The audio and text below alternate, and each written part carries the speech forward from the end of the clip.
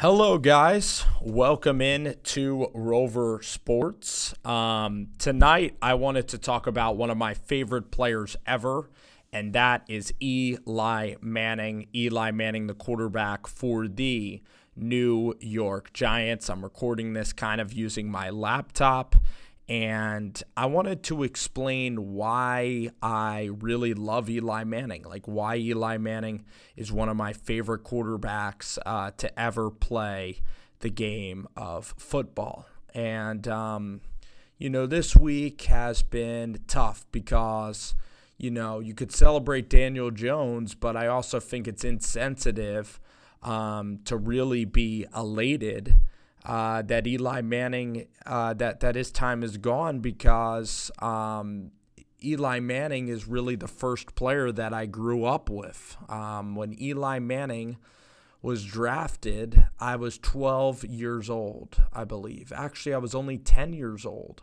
and now I am 25. So Eli Manning has been the quarterback of the Giants really when I started to follow them. I mean, I still remember Kerry Collins getting to the Super Bowl. I still remember the Jim Fossil days way back in the early 2000s now. But Manning was always that constant. He's always that constant pro, and I always dreaded the day that he would step away from the game because it was a routine. And it's emotional. What really is emotional is going back to what Eli Manning represented for my life. I had the pleasure of going on the road in 2007 to Dallas, Texas, to see the last game at Irving Stadium.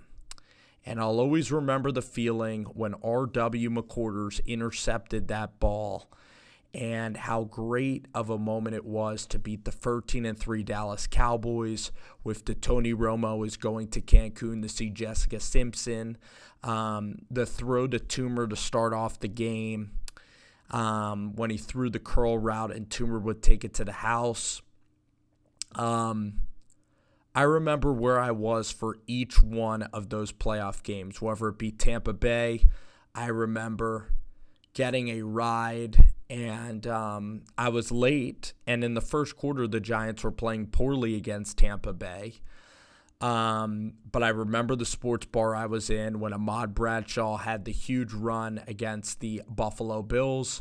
I remember where I was week 17 where the Giants almost defeated the Patriots. I was in a house that house doesn't even barely exist anymore under the same person. The person sold that house.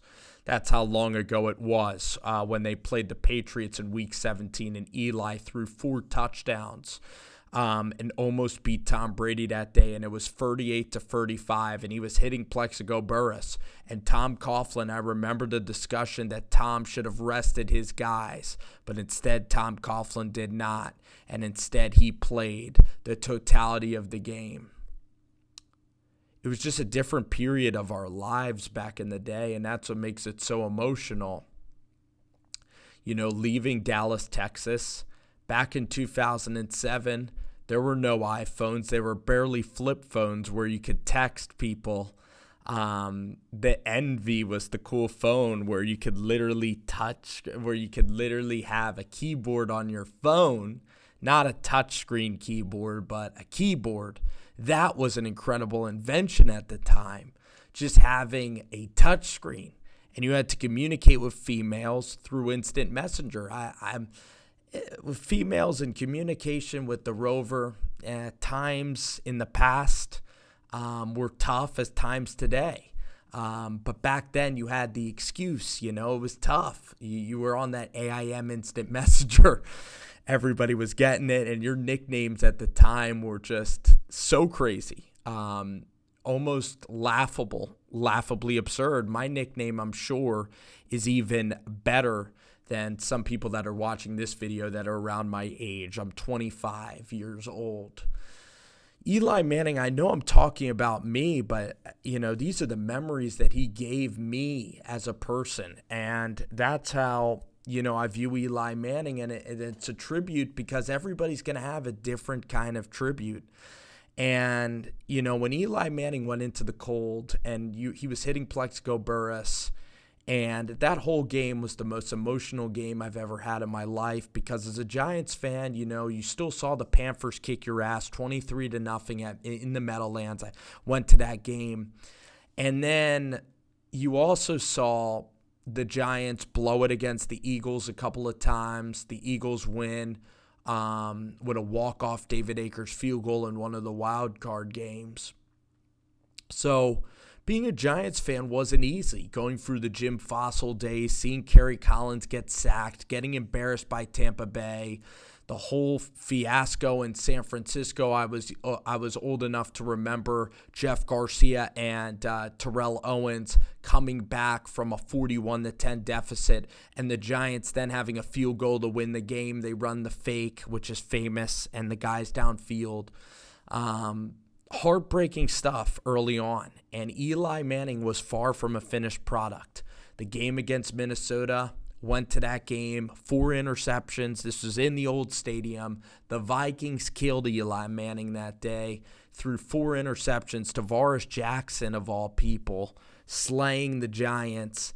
And the fans were like, is this really the guy? Eli Manning before his playoff run was another Mitchell Trubisky. He had his moments, he had his clutch moments, but he was far from a finished quarterback. He was right in the intermediate phase. And the drive that defined Eli Manning that started off really his brilliance was maybe the going back and forth with Tom and the 4 touchdowns on that Saturday night against the Patriots, going 38-35 and him throwing 4 TDs was incredible.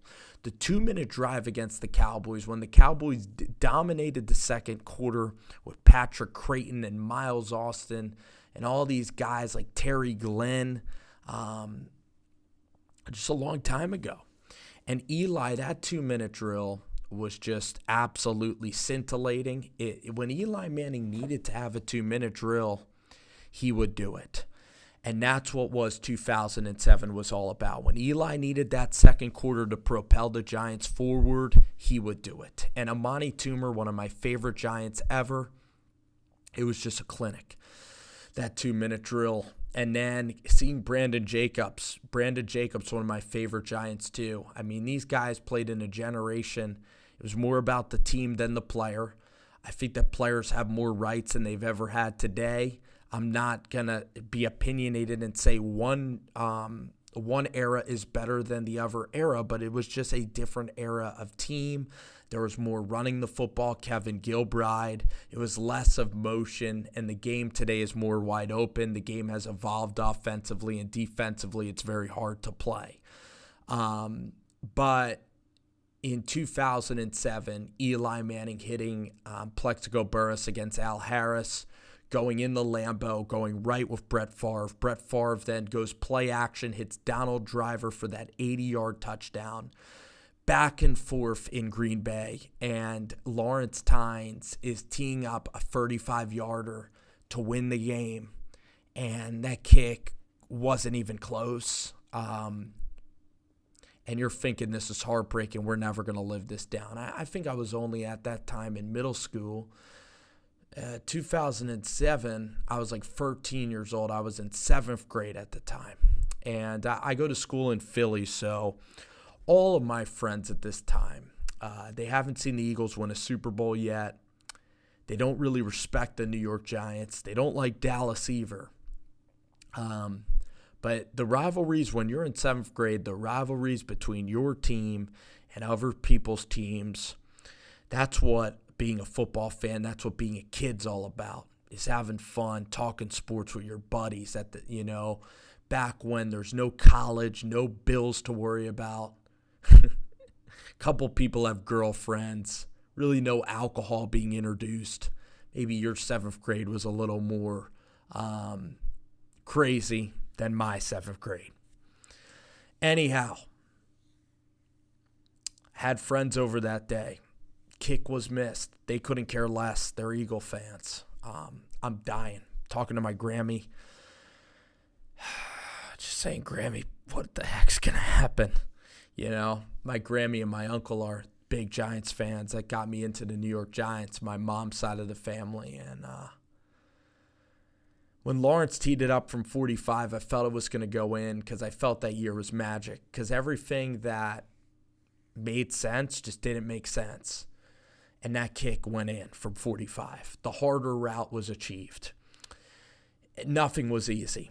And the play to Tyree is the greatest football play of my lifetime. And nothing will ever beat that play. And I was there, not to brag, but just giving you some context. In the end zone, Eli Manning breaks the grasp. You could barely see the Tyree play if you're in the stadium. And when Eli Manning broke the grasp, that was just a play of pure will. He's not a great athlete. That is the most gutsy play in the history of football. It's not pretty. It is definitely lucky, 1,000,000%. It's the flukiest play. That's what makes it my favorite play ever, because it's not a skillful play. It's a play almost like that Lynn Swann catch, that deflects off of people. That play of Eli Manning to get out of the grasp of Richard Seymour is what Eli Manning's all about. He is the David. He is never the Goliath. He's never Tom Brady. He's never his brother. He never even beat his brother ever. He is the little punk little brother, the little runt of the family. And he's just trying to get whatever he can. And he's mama's boy, and everybody loves mama's boy. But Peyton and Cooper, that's who, everybody respects and likes. And Eli has to fight and claw for everything in his life. And his mom defends him. That's what being a youngest child is all about. And Eli Manning's always been the young child of the NFL. He's never going to wow you with his physical abilities. Yeah, he might throw a pretty good deep ball. Yeah, Eli Manning can process defenses. But he doesn't have he can't run at all. He's 6'4". He doesn't play that way all the time. He barely could get out of tackles. He's physically not strong at all. He's not like back in the day with like a Favre or an Aaron Rodgers or these guys that could just make jaw-dropping throws. He's not a Dante Culpepper. He can't make throws 60 yards in the air. But Eli could probably throw it about 45, 50 yards. Eli Manning can manipulate defenses. And he'll make heroic throws because he is just that he has that all shucks ability about him. He always goes for broke. He doesn't play not to lose. He plays to win. And that was just the craziest play in NFL history. At that point, Asante Samuel drops an interception.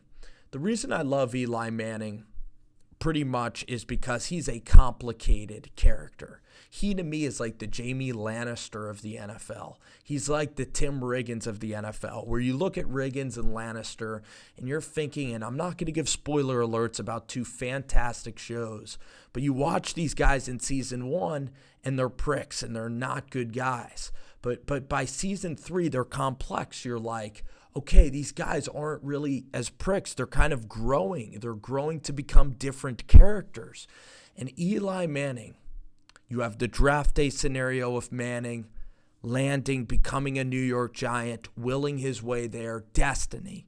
And Eli Manning, when I think of the great quarterbacks, you think of Elway, Marino, Peyton, and Tom.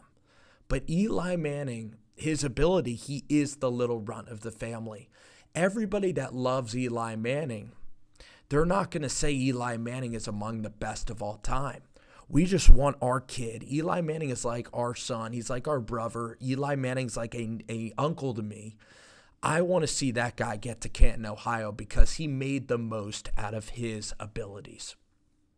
He's a complicated character. That's what made him so incredibly interesting, polarizing. Really, that's what drew you into Eli.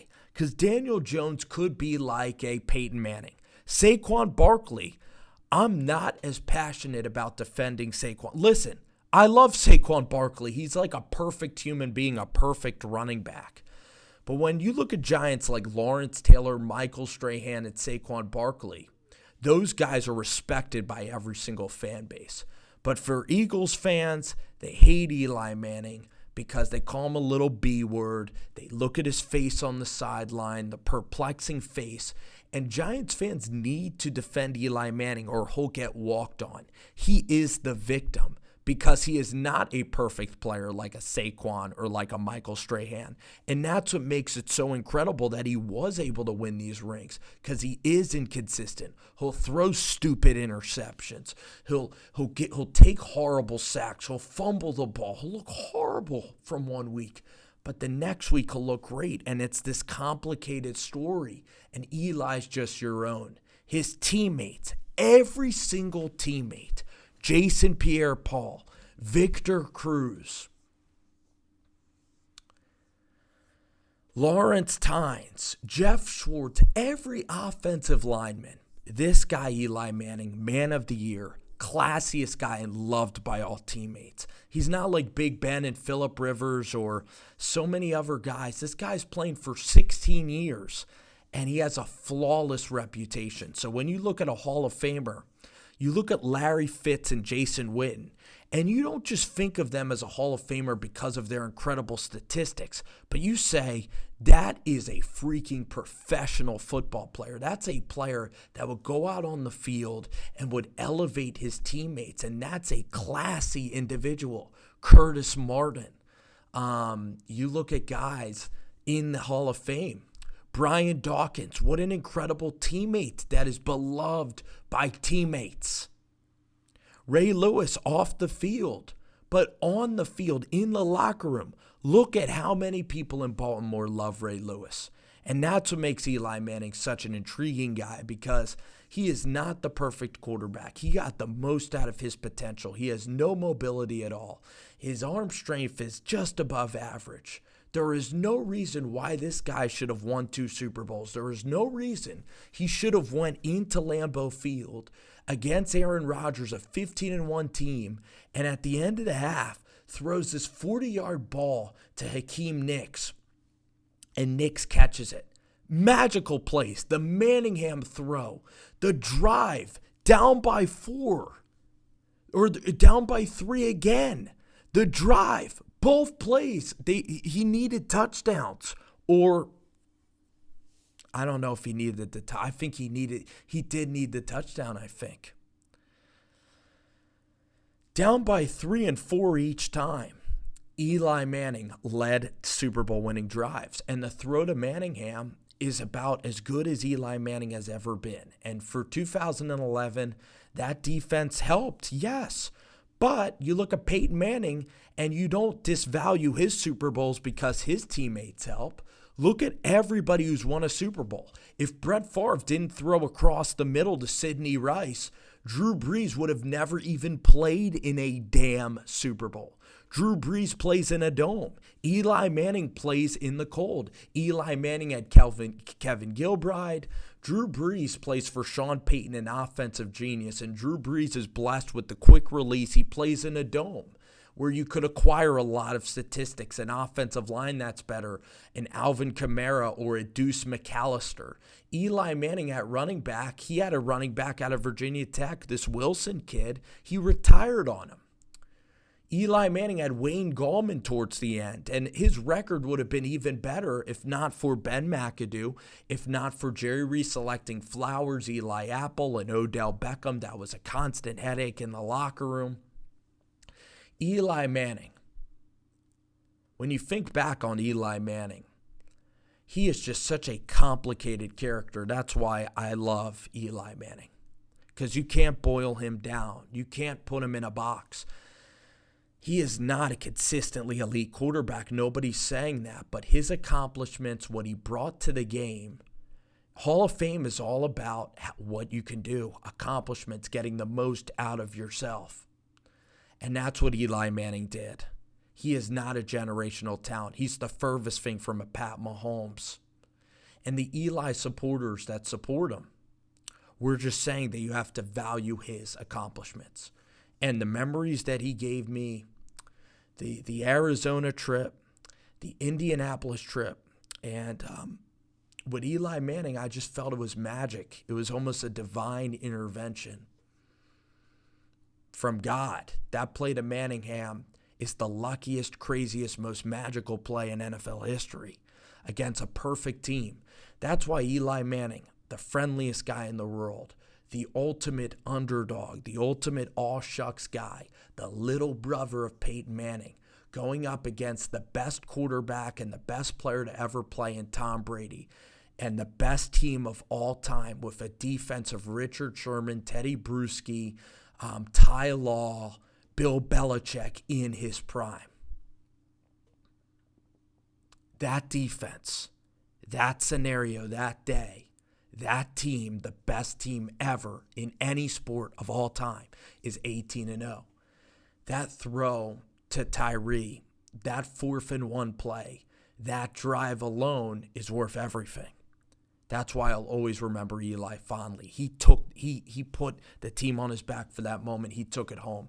It was a complete team effort. Strahan, Umenyiora, Antonio Pierce was only with the Giants 1 year, but he'll never have to pay for a drink in New York again.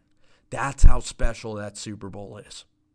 That's what being a Giants fan's all about. It's all about an underdog mentality. And the younger generations that's not a Giants fan can't go through the same emotions. They look at Eli as holding us back. And I made a vow in 2011 when he took that second one home. I mean, there comes a point when a guy does so much for you that you're going to cut him slack. And the way he represented himself, the way that the teammates love Eli Manning is what makes me so proud of Eli. The off-the-field relationships. The off-the-field relationships of Strahan, of Tuck, and that's what being a Giant's all about, because Victor Cruz, it means so much to me as a fan when these guys come back to retire. And I'm sure Pierre-Paul will retire a Giant, because at times they can have ugly breakups from the team, but they come back, they retire as New York Giants. That's what makes our program special. We're not the best team. We're not a Patriots. We're not even at Philly's level. We barely can beat Philly. But what we have is we have tradition, and I value tradition so greatly because tradition is kind of the passage of life. It kind of is memorializing how important life and football can be, and the relationships and the ownership and how tight we are, that we're not just bringing in free agent teams, we're homegrown. And that's what made those teams incredible, that Michael Strahan got to walk out with a ring, that Chris Snee, Sean O'Hara, Pettigrew, Luke Tynes, Chris Snee, McKenzie, these are just names that we should never forget and that will live in Giants lore forever. And it's not like they're there like the Rams, like Marcus Peters and like a LaMarcus Joyner, and then they go somewhere else, right? These are guys that are lifelong Giants. Amani Toomer, a lifelong Giant. And back in the day, too, when the Giants were winning, you saw loyalty. And how much fun is it to see these guys retire and just have it as Giants? So that's why Eli Manning is so special, because, again, you have to fight for him every inch, you know, and it burns deep when fans say Eli shouldn't be a Hall of Famer, because Eli Manning is complicated. You can look at the interceptions, and you can look at how he played. And he is such a complicated character. People outside of New York look at him as average. Everybody has a different opinion on him, and that's what makes him so fascinating. Because with Saquon Barkley, you never have to defend Saquon Barkley. He's just an amazing player. It's a boring conversation. Eagle fan comes up to you and says, Saquon Barkley, amazing running back, the best ever. Cowboy fan comes up to you, Michael Strahan, Lawrence Taylor, the best of the best. I hated those guys, but they're the best of the best. They're the elite of the elites. Taylor's the best player to ever play. With Eli Manning, Cowboys fan comes up to you, he's like, I wish Eli could keep playing. He's an interception machine. He curls up when there's a little bit of pressure. He's a little B. Eagles fan, I can't wait to play Eli Manning. No way is he a Hall of Famer. He's an interception machine. Eli Manning, overrated, had those lucky bum-ass Super Bowl teams carried to him by his defense. When really Eli Manning against San Francisco got bloodied up and down the field, and he needed to make every single throw. And he kept the Giants in the game. Going to San Francisco. It was a 2-0 game. Atlanta was winning. And then Eli Manning hits Hakeem Nicks over the field, and the Giants beat Matt Ryan 24-2. Eli Manning going to Dallas, having that 2-minute drill. Eli going on the road to play 15-1 Aaron Rodgers. Defense has 5 turnovers, yes, but the Giants dominate that game thanks to the offense, thanks to Eli Manning. And Eli Manning competing against a hardball defense. And then Eli Manning in that Super Bowl playing pretty damn well. Even in the second Super Bowl playing better. The regular season victories, the Denver game, hitting Amani Toomer, the Larry Donnell throw, the Eli to Jake Ballard throw, clutch at the end of the games, clutch. Down 14 against the Cowboys before the missed kick. Just so many great memories of Eli Manning. Such a complex guy. That's what makes him such a fun guy to root for. And that's why Eli Manning, when you look at his skill set, you look at Big Ben, he's a horse, he's a tank. Big Ben, Roethlisberger, incredible arm strength and improv skills. Eli Manning, he's just the guy. He's the cagey little fighter. He needed to work for everything in his power. You know, he needed to work. He's almost like a Paul Pierce in an NBA form. He needed to work for everything, you know, in his career. Very complicated kind of guy, like a Robert Ory almost of the NFL.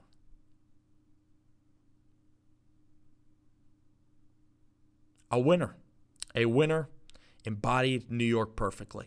I love Eli Manning. Thank you, Eli. I hope you get to keep playing, man. It's just fun rooting for you. Everything you've came from, you were raised so well, and yeah, man, it's the passage of life. It's the last player I grew up with, you know, and all good times come to an end. That's how I look at it. So excited for Daniel Jones.